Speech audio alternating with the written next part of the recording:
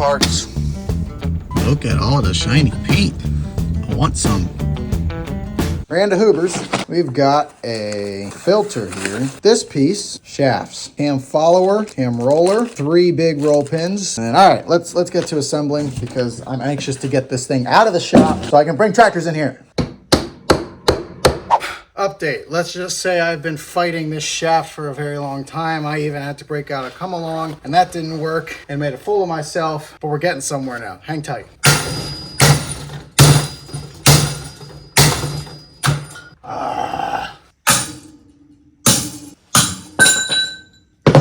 That sucker was rusted in there. These shafts come with this retaining clip here, so you don't have to buy it separate. It comes with the clip on, and this thing just slips right in there like that. If you can see, there's a little lip on that washer where that retaining clip sets in there. Just slides right on. Big pin, little pin, and then this shaft here does this, just like that.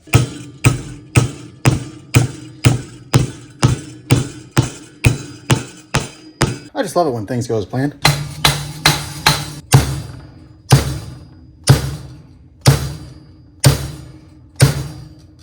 This is what we want to see when we're doing these rollers and stuff. No play in these at all. If you remember the last video, when I was going through all these and disassembling them, these things all had play in them. I could wiggle them around, and that's just because there was different size holes, different size roll pins, and it was a sloppy job. Whoever fixed it last, or whoever replaced parts, they just didn't care to make sure the tolerances were tight. I care about those things. That's what I want to see.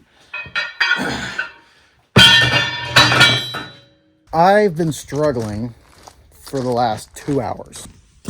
And that's kind of the reason. This shaft and this shaft have been giving me quite a fun time. So I don't really know why, but for some reason I can't get the 2 spindles out of these shafts. I cannot get them out. I've heated them up with a torch. I've hammered them for a while. I put screws in the holes and tried to twist them out. I've smacked them with a sledgehammer. I've done everything I can. I cannot get these spindles out. This one came out with some work, obviously. I put a screw in here and I was banging it back and forth to get it to twist and then pounded it out that way. But these 2 shafts, I cannot. So really my only option was to get new ones. Fortunately, they had them in stock. I was literally at the parts store this morning and then I just went back and picked these up because they were in stock. I really did not want to have to do that because they're like 250 bucks a piece. I really didn't want to, but I figured it was probably the best bet because these shafts are the original shafts, and you can see that they have been bent and heated back into place multiple times. I think something happened when they were heating and bent, that something in here is, I don't know if they heated it and got it so hot that this thing almost welded itself inside of there, but it's not budging at all. So I got new arms and we're just gonna pull all the tines and everything off and put them on the new arms.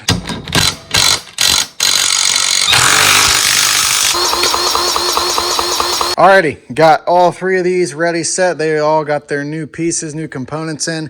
They're all nice and tight. They just got to go right in there yet. I'm going to put a little bit of grease in that cam yet. Spin this thing around, make sure it's all greased up good in there. We'll put our final 3 arms in, grease the final grease zerks on it. Then all we got to do is put the shaft on and the guards out here, the guards in the curtain. And then it will be completed. Till tomorrow, buddy. All right, let's finish this thing. I'm tired of looking at it. First things first, I want to put some grease in this track yet here.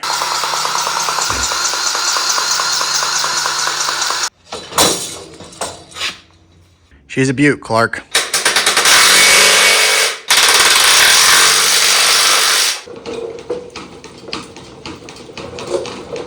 It seems like there's the slightest bit of friction still happening, and I think it's with this arm here or one of them over there. I can't quite tell, but the more I'm spinning it, it kind of seems to free up a little bit with each pass. I think it's just taking that time to get all the grease worked into nooks and crannies. Do have to put the other end of the PTO shaft on.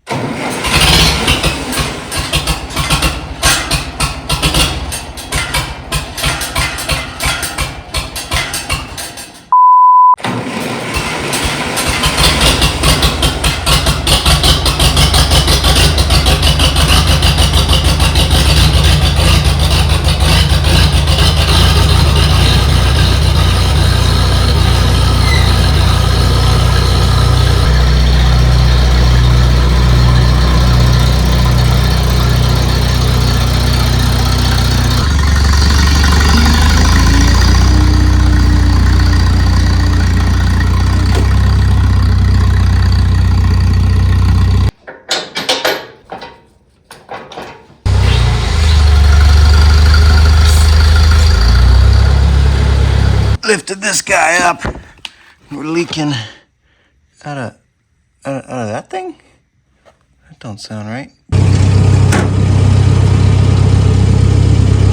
Well, here goes nothing.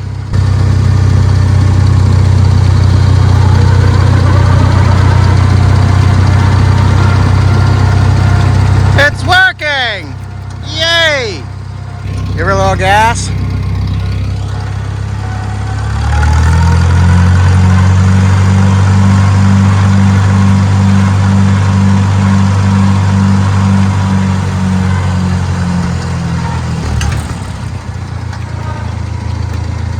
I'm so happy. Long term, I don't know what we're going to do with this rake, if we're going to keep it for a long time or what, because as it sits now, this thing is, honestly, it's a brand new rake on the inside. This thing, you know, should last forever. Well, not forever, but it should last a very long time now, because pretty much all the internals in there are new parts.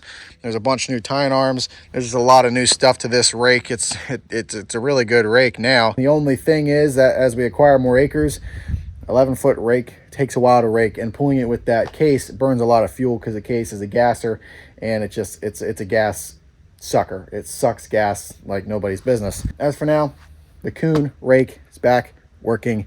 Don't have to worry about it anymore. So I meant to just sweep the shop out, but I kind of got carried away and started moving things around. 45 minutes later, we're all clean.